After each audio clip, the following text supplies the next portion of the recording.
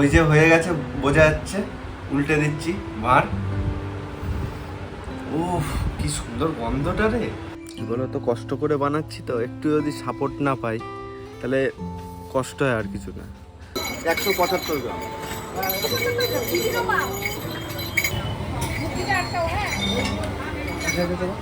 দই আর দুধ নেব। অল্প একটু দই লাগবে, দই বানাতে গেলে দই লাগে, আর দুধ আর একটা ছোট দই দেবে। আমাদের টোটাল বাজার কমপ্লিট। কি কি নিয়েছি? এই তো দুধ, দই, অল্প একটুখানি সব নেওয়া হয়ে গেছে। চলো, মারাত্মক গরম, এবার রান্নায় বসতে হবে বাবা। অনেকদিন পর মন্দিরে এসেছি। জয় মা, জয় মা।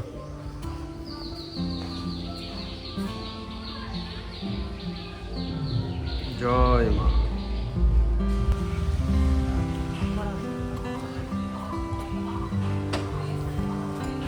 আমাদের রাস্তার ধারে গাছ আছে একটা,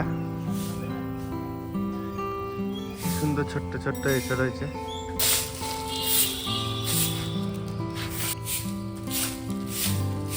সাগর পরিষ্কার পরিচ্ছন্ন করছে আমাদের রান্নার জায়গা। এখানে অল্প 2-4টে কাঠ আছে, ব্যাগেও কাঠ এনেছি। কত পাতা একবার দেখ। সাগরের ঝাঁট দেওয়া কমপ্লিট হোক, দিয়ে স্টার্ট করব রান্না। এবার বলি, আজকে আমাদের লাল দই বানাচ্ছি আমরা। তো লাল দইয়ের জন্য কি কি উপকরণ লাগছে একবার দেখে নাও। কিচ্ছু লাগবে না। দুধ এনেছি 1 লিটার, একদম ঘন দুধ। চিনি আছে 150 গ্রাম, 150 গ্রামে একটু বেশি আছে। আর আছে দই। দই তোমরা টক দই ইউজ করতে পারো, মিষ্টি দই ইউজ করতে পারো। মোট কথা তোমাদের দইটা লাগবে।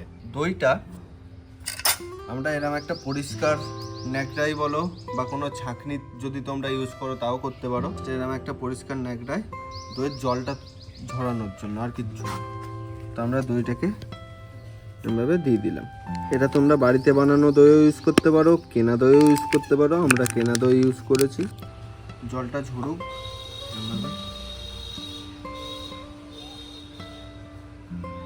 দেখেছো টপ টপ করে জল পড়ছে। দইয়ের যে অতিরিক্ত জলটা সেটা বেরিয়ে যাচ্ছে, এই যে। তো এরকমভাবে থাক এটা। তো চলো এবার আমরা স্টার্ট করি রান্না বান্না।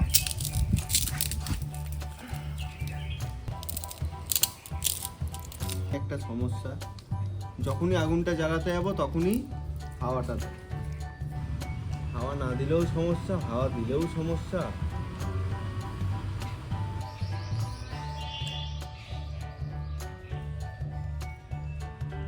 উনুন জ্বলে গেছে, এবার আমরা কড়া চাপাই।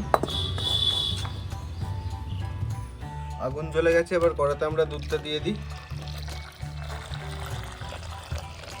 একদম ঘন দুধ, এটা আরও ঘন করতে হবে।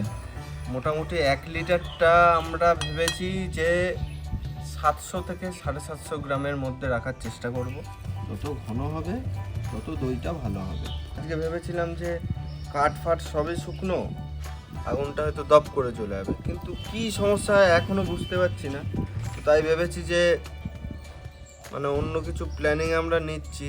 ওই গ্যাসের কিছু একটা ছোট যে গ্যাসগুলো হয় না, উইথ স্টোভ, তো ওইটা দেখি আজকে দাম জিজ্ঞেস করে আসবো, কেমন কি দাম নেয় দেখবো।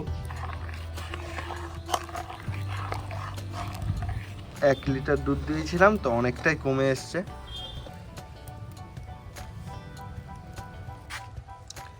কিছুটা পরিমাণ দুধ আমরা একটা পাত্রে তুলে রাখবো। দুধ কড়াতে একটু জল দিয়ে দিয়েছি, আর দিয়ে দিচ্ছি চিনি। একটু ক্যারামেল বানাবো কালারের জন্য। এবার কালারটা চেঞ্জ হচ্ছে।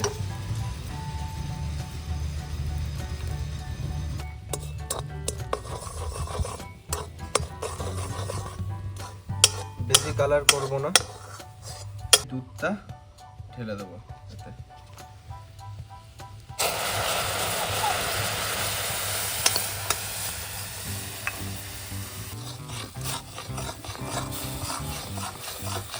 এবার আমরা এই যে ক্যারামেলটা বানিয়েছিলাম এটা দিয়ে দেবো।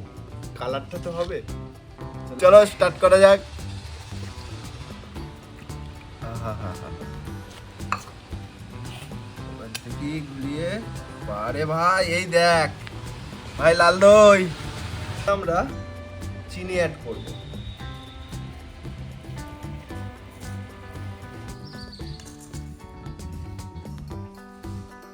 সবটাই দিয়ে দিচ্ছি। এবার এটাকে আমরা খুব সুন্দরভাবে চিনিটা মেশা অবধি এটাকে গরম করব। এইবার এটাকে আমরা ঠান্ডা করতে এখানে রাখলাম, ঠান্ডা হোক একটু। এবার দই যেটা আমরা জল ঝরানোর জন্য শুকিয়ে রেখেছি, এবার সেইটার প্রসেসটা তোমরা দেখো। চারখানা কিনে এনেছি, এখন জানি না দুধটা আমরা ফুটে ফুটে অনেকটাই কমিয়ে দিয়েছি, মানে কত সুন্দর ঘন হয়েছে বুঝতে পারছো নিশ্চয়ই। এটা মোটামুটি এমন ঠান্ডা করতে হবে যাতে মানে তোমার আঙুলটা এরকম চোবানো যেতে পারে।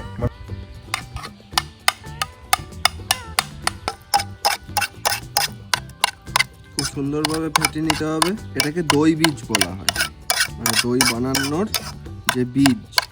দইটার সাথে মিশিয়ে দেবো আমরা।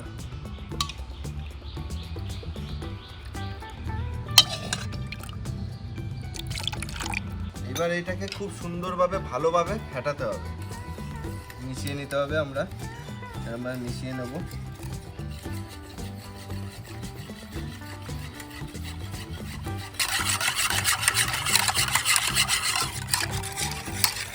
আর আমরা বাড়ির দিকে যাচ্ছি, তার কারণ হচ্ছে এখানে তো সঙ্গে সঙ্গে তো আর দই তৈরি হবে না। দই যদি ভালো দই খেতে হয় তাহলে মোটামুটি 8-9 ঘন্টা মতো রাখতে হয়, আর সেটা ফ্রিজে নয়, অবভিয়াসলি গরমে রাখতে হয়। জমে যাওয়ার পর তারপর তোমরা যদি ঠান্ডা দই খাওয়ার ইচ্ছা হয়, মানে সবাই ঠান্ডাই খায়, তো তারপরে জমে যাওয়ার পরে কিন্তু ফ্রিজে রাখে। তো সেই কারণে চলো, ঘেমে একদম চান করে গেছি, কিছু করার নেই, গরম পড়েছে যা। এবার বাড়িতে যাই, বাড়িতে গিয়ে দেখাচ্ছি বাদ বাকিটা। চলে এসেছি সাগরদের বাড়িতে। এই দেখো এখানে রেডি করেছি 4টে পাত্র, ঘন টাইপের হয়ে এসছে। এবার এটাকে আমরা এই পাত্রের মধ্যে ঢেলে দেবো।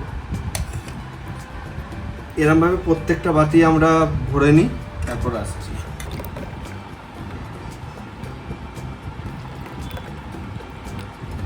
সারা রাতের জন্য রেখে দেবো, তাহলেই জমবে। কেন আমরা ফ্রিজের ওপর রাখছি?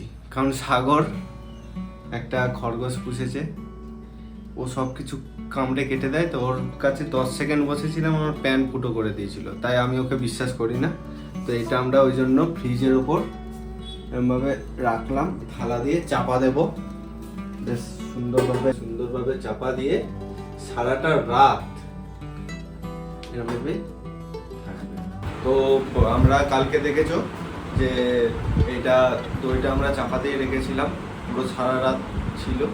আজকে সকালবেলায় এখন খুলছি, দেখি দইটা কি শেপে এসছে, আদৌ কি দই হয়েছে না দই বড়া হয়ে গেছে। একটু ভয় ভয় লাগছে। হয়ে যা দই। ভাই কি সুন্দর হয়েছে রে। হ্যাঁ হ্যাঁ,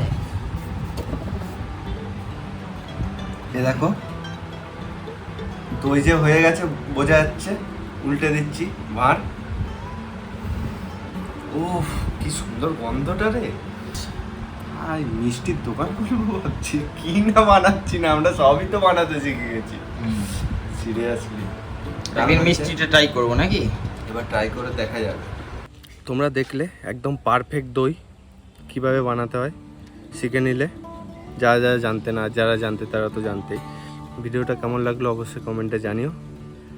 নতুন যারা তারা সাবস্ক্রাইব করে যাও চ্যানেলটা। ছোট চ্যানেলকে বড় করার দায়িত্ব তোমাদের। তো যত বড় হব তত নতুনত্ব ভালো ভালো ভিডিও, ভালো ভালো রান্না চ্যানেলের মধ্যে তোমাদের দেখাবো। কী বলো তো, কষ্ট করে বানাচ্ছি, তো একটু যদি সাপোর্ট না পাই তাহলে কষ্ট হয়, আর কিছু না। হ্যাঁ, তবে কি আমরা ভিডিও চালিয়ে যাব। কেমন লাগছে দেখো। আমার তো মনে হচ্ছে একদম পারফেক্ট দই হয়েছে। দারুণ হয়েছে সত্যি, মানে অসাধারণ হয়েছে, দোকানের থেকে বেটার। ঠান্ডা হলে যা লাগবে না, এটাকে চটপট ফ্রিজে দিয়ে দেবো, ঠান্ডা হবে তারপরে খাবো। ঠিক আছে, ভিডিওটা কেমন লাগলো অতি অবশ্যই তোমরা জানিও। দেখা হচ্ছে অন্য কোনো দিন অন্য কোনো ভিডিওতে, ততক্ষণের জন্য টাটা।